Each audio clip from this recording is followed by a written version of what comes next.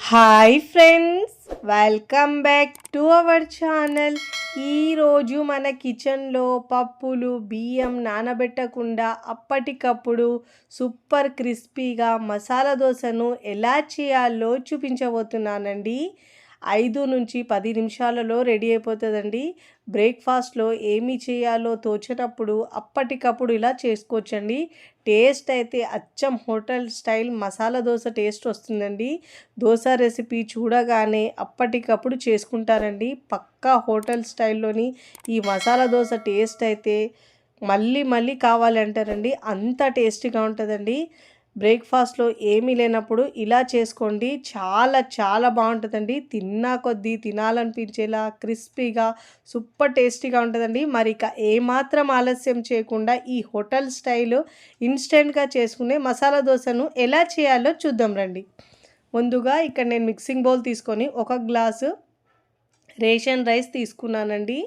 ఈ రేషన్ రైస్లో వాటర్ వేసుకొని శుభ్రంగా ఒక 2 నుంచి 3 సార్లు బాగా వాష్ చేసుకోవాలండి. మీరు దోశ రైస్ అయినా తీసుకోవచ్చండి, కానీ మనకు ఇలా రేషన్ రైస్ తీసుకోవడం వల్ల దోశ టేస్ట్ చాలా బాగా వస్తుందండి. ఇలా శుభ్రంగా ఒక 2 నుంచి 3 సార్లు బాగా వాష్ చేసుకోవాలండి. మనకు ఇక్కడ బియ్యం నానబెట్టే అవసరం లేదండి. ఇలా వాష్ చేసుకొని ఈ బియ్యాన్ని ఇప్పుడు మనం పక్కకు తీసుకోవాలండి. ఇక్కడ నేను మరొక బౌల్ తీసుకుంటున్నానండి. అదే కప్పుతో ఇక్కడ నేను గ్లాసు కొలతలతో తీసుకున్నానండి. మీరు కప్పుతో అయినా తీసుకోవచ్చు. 1 గ్లాస్ బియ్యం తీసుకున్నాను కాబట్టి పావు గ్లాసు మినపగుళ్ళు తీసుకున్నానండి. బద్ద మినపప్పు అయినా తీసుకోవచ్చు. ఈ పప్పును కూడా శుభ్రంగా ఒక 2 నుంచి 3 సార్లు బాగా వాష్ చేసుకోవాలండి. పప్పును బియ్యంని ఈ రెండిటిని కూడా నానబెట్టే అవసరం లేదండి. మనకు 2 నుంచి 3 సార్లు ఇలా శుభ్రంగా వాష్ చేసుకొని తీసుకోవాలండి. ఇప్పుడు ఇక్కడ మిక్సీ జార్ తీసుకొని ఇప్పుడు మనం వాష్ చేసి పెట్టుకున్న బియ్యాన్ని ముందుగా మనం గ్రైండ్ చేసుకోవాలండి. ఇప్పుడు బియ్యం మొత్తాన్ని మనము మిక్సీ జార్లో వేసుకోవాలి.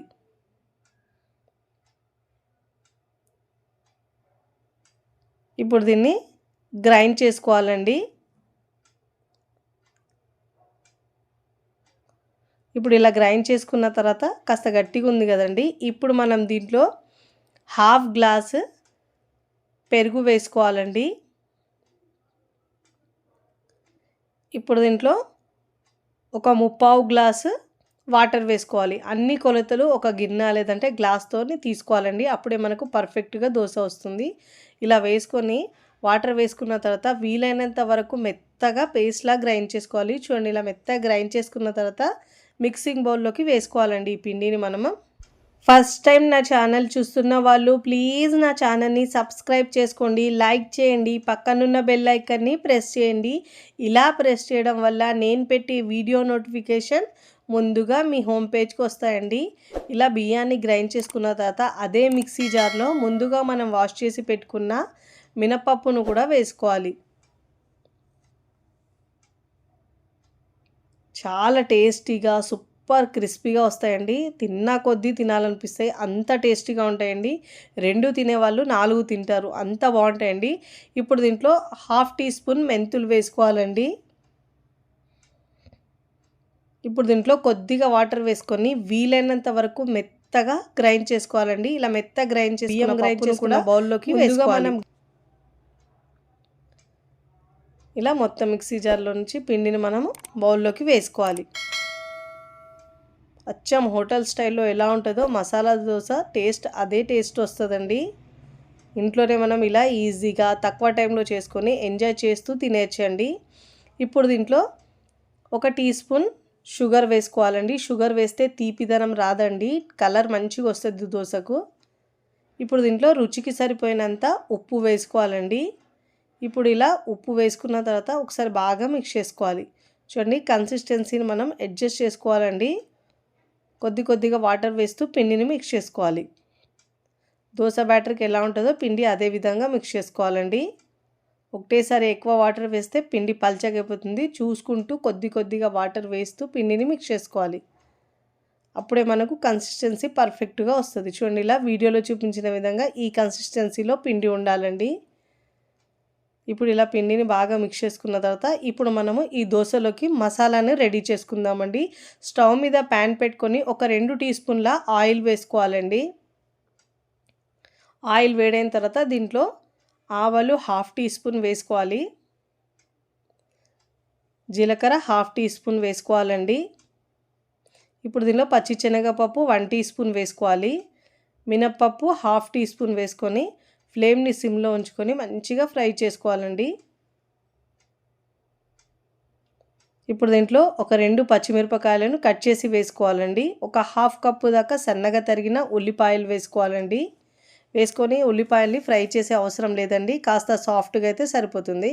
ఇప్పుడు ఇక్కడ నేను 2-3 ఆలుగడ్డలు తీసుకొని ఉడికించుకొని పైన పొట్టు తీసుకొని ఇలా మ్యాష్ చేసి తీసుకున్నానండి. ఇప్పుడు దీంట్లో వేసుకున్న తర్వాత మిక్స్ చేసుకోవాలి. ఇప్పుడు దీంట్లో రుచికి సరిపోయినంత ఉప్పు వేసుకోవాలండి. ఇలా ఉప్పు వేసుకున్న తర్వాత ఇప్పుడు ఇలా బాగా మిక్స్ చేసుకోవాలి. ఇప్పుడు దీంట్లో 3-4 టేబుల్ స్పూన్ల వాటర్ వేసుకొని ఇలా బాగా మిక్స్ చేసుకోవాలి. ఇప్పుడు మూత పెట్టేసి ఒక 2 నిమిషాల పాటు ఉడికించుకోవాలండి.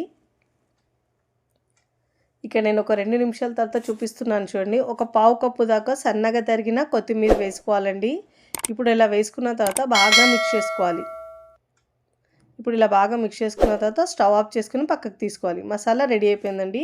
ఇప్పుడు మనం దోశ పిండిలో ఇన్స్టెంట్గా చేస్తున్నాం కాబట్టి ఇక్కడ నేను ఒక ప్యాక్ ఈను వేస్తున్నానండి. మీ దగ్గర లేకపోతే బేకింగ్ సోడా అయినా వేసుకోవచ్చు. ఒక 1/2 టీ స్పూన్ దాకా వేసుకొని ఇలా కొద్దిగా వాటర్ వేసుకొని ఇప్పుడు ఇలా బాగా మిక్స్ చేసుకోవాలి.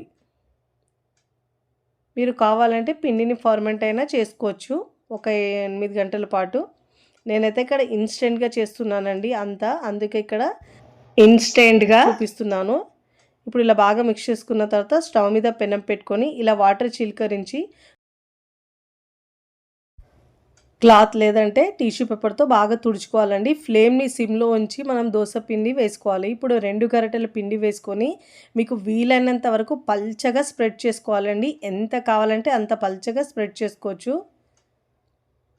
చాలా టేస్టీగా ఇంకా కమ్మగా సూపర్గా ఉంటుందండి. మసాలా దోశ అయితే టేస్ట్ చాలా బాగుంటుంది. ఇలా మనం మీకు ఎంత పల్చగా కావాలంటే అంత పల్చగా స్ప్రెడ్ చేసుకొని ఫ్లేమ్ని మీడియంలో ఉంచి మంచి కలర్ వచ్చే వరకు కాల్చుకోవాలండి. ఇప్పుడు పైన తడి ఆరిన తర్వాత ఒక 1/2 టీ స్పూన్ ఆయిల్ వేసుకోవాలండి పైనుంచి. ఇలా ఆయిల్ వేసుకున్న తర్వాత మంచి గోల్డెన్ కలర్ రావాలండి. ఇప్పుడు ఇలా ఫ్లేమ్ని మీడియంలో ఉంచి ముందుగా రెడీ చేసుకున్న ఒక 2-3 గరిటెలు మనకు మసాలా పెట్టుకోవాలండి. దీనికి ఆలు స్టఫ్ పెట్టుకోవాలి. ఇలా నేను ఇక్కడ స్ప్రెడ్ చేసుకుంటున్నాను. చాలా కమ్మగా ఉంటుందండి. ఈ ఆలు స్టఫ్తో దోశ అయితే సూపర్గా ఉంటుంది. ఇలా ఈక్వల్గా అన్ని వైపుల్లో స్ప్రెడ్ చేసుకోవాలండి. చాలా టేస్టీగా ఉంటుందండి. రాత్రి టిఫిన్కి ఏమన్నా నానబెట్టినప్పుడు ఇలా అప్పటికప్పుడు మసాలా దోశ చేసుకోండి. చాలా టేస్టీగా ఉంటుంది. అన్ని వైపుల్లో తిప్పుతూ మంచి గోల్డెన్ కలర్ వచ్చే వరకు కాల్చుకోవాలి దోశను. ఇలా కాల్చుకున్న తర్వాత ఫోల్డ్ చేసుకొని ప్లేట్లోకి తీసుకోవాలి. చూడండి, ఇక్కడ మీకు నచ్చిన విధంగా ఫోల్డ్ చేసుకోండి. నేను ఇక్కడ రౌండ్గా ఫోల్డ్ చేస్తున్నానండి. చూస్తుంటేనే ఎప్పుడెప్పుడు తినాలనిపించేలా చాలా టేస్టీగా కమ్మగా సూపర్గా ఉంటుందండి. ఇప్పుడు ప్లేట్లోకి తీసుకోవాలి. ఇదే విధంగా నేను మరొకటి చేసి చూపిస్తున్నానండి. ప్రతిసారి దోశ వేసినప్పుడు వాటర్ చిలకరించి టిష్యూ పేపర్తో తుడుచుకున్న తర్వాతనే ఫ్లేమ్ను సిమ్లో ఉంచి దోశ పిండి వేసుకోవాలండి. అప్పుడే మనకు దోశ సరిగా వస్తుంది. ఇప్పుడు పైనుంచి ఆయిల్ వేసుకోవాలి. మళ్ళీ ఇదే విధంగా ఆలు స్టఫ్ని మనం అప్లై చేసుకోవాలండి. ఇలా మసాలా దోశ అయితే చాలా క్రిస్పీగా చాలా టేస్టీగా ఉంటుందండి. ఇలా అప్లై చేసుకున్న తర్వాత మంచి కలర్ వచ్చిన తర్వాత ఫోల్డ్ చేసుకొని ప్లేట్లోకి తీసుకోవాలి.